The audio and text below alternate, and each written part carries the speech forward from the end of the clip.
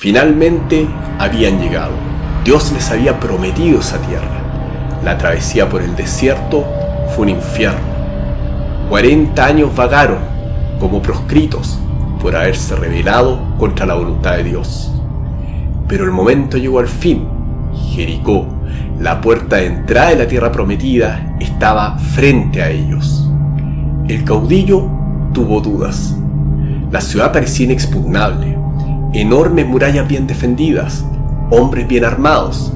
Ellos, en cambio, eran una horda, sin experiencia militar. Pero entonces sintió la presencia de Dios. Ya la había sentido antes. Por algo era Josué, el escogido. De inmediato, todas sus dudas se desvanecieron, y Dios le dijo lo que tenía que hacer. El pueblo de Israel dio una vuelta al día durante 6 jornadas, tocando las trompetas del jubileo. Pero por orden del Señor tenían que marchar en silencio. La visión era sobrecogedora. Las trompetas sonaban, pero el pueblo detrás caminaba sin que se escuchara un sonido. Esta situación antinatural hacía que a los defensores de Jericó se le pararan los pelos de punta. Al 7º día, Israel dio 7 vueltas a la ciudad, y en la última, el pueblo finalmente empezó a gritar con todas sus fuerzas. Los habitantes de Jericó, aterrados, se tapaban las orejas en pánico. ¿Qué significaba eso? ¿Qué poder oculto tienen esos gritos que llevan a una nación poderosa a la desesperación? De pronto, un temblor comenzó. Las murallas eran sacudidas con furia por una mano invisible. Los defensores caían de las torres, las mujeres gritaban, y las murallas de Jericó se desmoronaron. El caudillo dio la señal, y los israelitas atacaron la ciudad. Mataron a todos, hombres, mujeres, niños, hasta las bestias fueron destruidas. Solo la prostituta Rahab y su familia fueron perdonados. El saqueo duró días. Cuando Jericó no era sino una ruina humeante, los israelitas la abandonaron. El caudillo parecía satisfecho. Habían cumplido la voluntad de Dios. Pero antes de irse, recordó la instrucción final del Señor. Con voz profunda, profirió una maldición sobre la ciudad impía, para que a nadie se le ocurriera revivirla y se perdiera en el olvido. Que Dios maldiga al que reconstruya a Jericó. Bienvenidos a la Biblia al rescate. La destrucción de los cananeos en la reconquista de Tierra Santa es sin duda uno de los grandes dilemas éticos del Antiguo Testamento. Por mandato expreso de Dios fueron destruidas sus ciudades y muertas decenas de miles de personas, incluyendo mujeres y niños. ¿Cómo pudo Dios exterminar naciones completas sin compasión? ¿Es Dios injusto?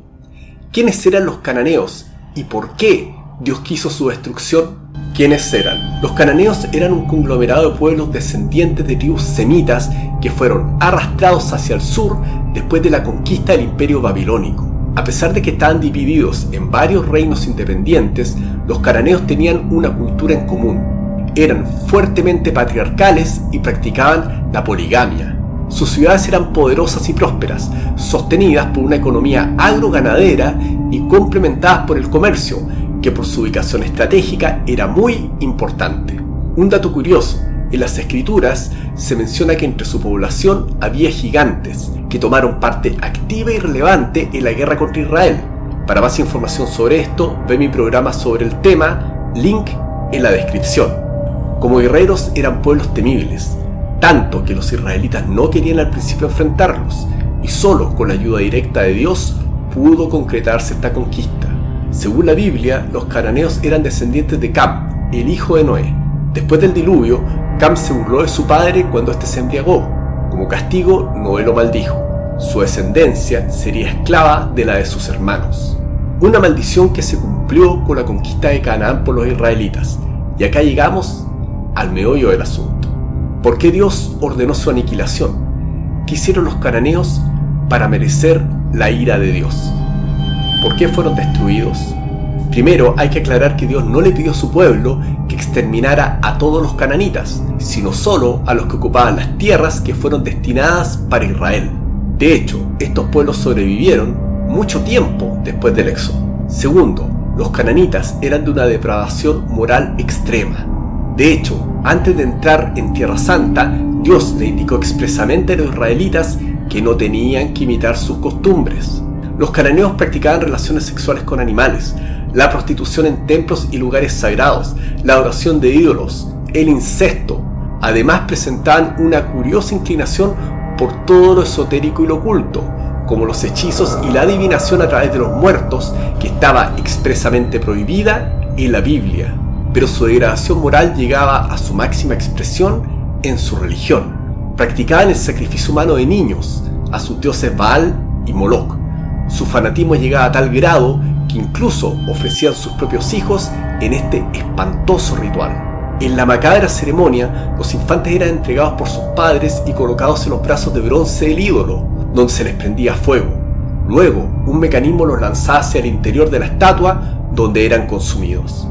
Estas prácticas degeneradas han sido corroboradas por hallazgos arqueológicos realizados en una excavación en 1921 en Cartago, una colonia cananita. Encontraron un sitio de entierro para víctimas de sacrificio o Tophet, con ánforas que contenían los restos de los sacrificios al dios Baal Amón. Adentro habían huesos calcinados de 20.000 niños, que fueron quemados vivos, mezclados con huesos de animales. La mayoría de los niños ni siquiera habían cumplido 2 meses de vida. Toda esta decadencia moral, increíble crueldad y barbarie, era rara, incluso para los estándares del mundo antiguo. Dios usó a Israel para juzgar a los cananeos por sus pecados. La destrucción de estos pueblos fue el justo castigo por las decisiones que tomaron en vida. Aunque el juicio de los cananitas fue correcto, hay un tema controversial que ha perturbado a teólogos e historiadores. ¿Por qué no fueron perdonados los niños cananitas?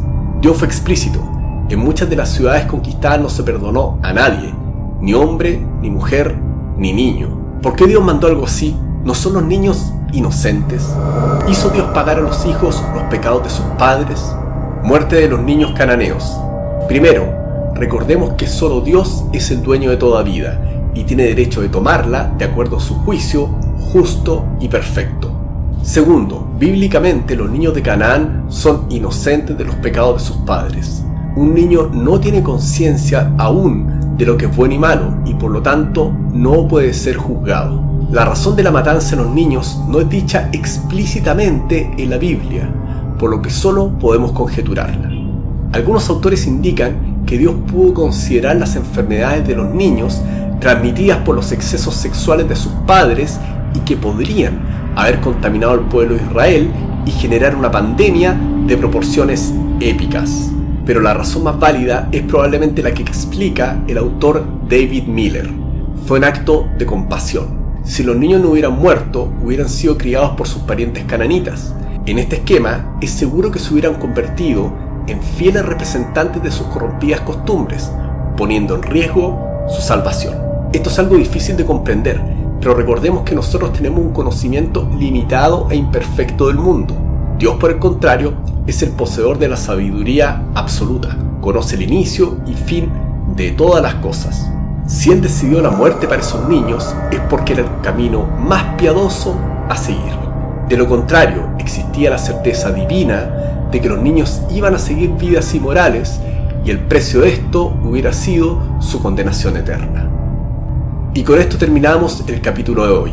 Sin duda que la matanza de los cananeos es y será por mucho tiempo tema de debate y conflicto. Pero hay que tener una cosa clara. Muchos años después, Dios juzgó a su pueblo con el mismo estándar. Los israelitas terminaron desobedeciendo a Dios, imitaron las costumbres cananitas y se perdieron espiritualmente. Esto llevó a Dios a usar a las naciones paganas para juzgar a su pueblo por sus pecados, terminando con la invasión de Babilonia a Jerusalén, la destrucción del primer templo y el cautiverio de los israelitas. Los caminos de Dios son misteriosos y a veces solo debemos resignarnos. Firmes en la fe. Vayan con Dios.